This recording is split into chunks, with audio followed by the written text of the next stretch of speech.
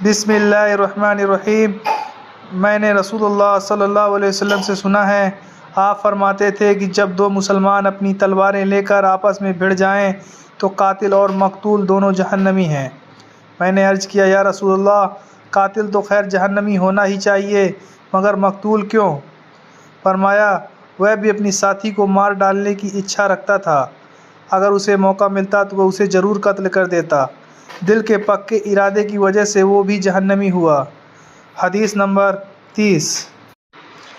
ابو ذر ایک جوڑا پہنے ہوئے تھے اور ان کا غلام بھی جوڑا پہنے ہوئے تھا۔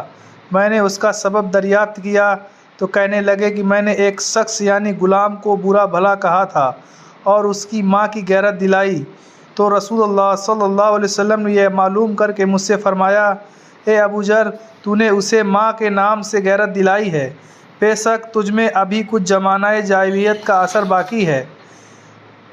یاد رکھو، ماتحت لوگ تمہارے بھائی ہیں، اللہ نے اپنی کسی مصلحت کے بنا پر انہیں تمہارے قبضے میں دے رکھا ہے، تو جس کے ماتحت اس کا کوئی بھائی ہو تو اس کو بھی وہی کھلاؤ جو آپ کھاتے ہیں، اور وہی کپڑا پہنائیں جو آپ پہنتے ہیں۔ ان کو اتنے کام کی تکلیف نہ دو کہ ان کے لیے مشکل ہو جائے، اور اگر کوئی سخت کام ڈالو تو تم خود بھی ان کی مدد کرو۔ حدیث نمبر 31۔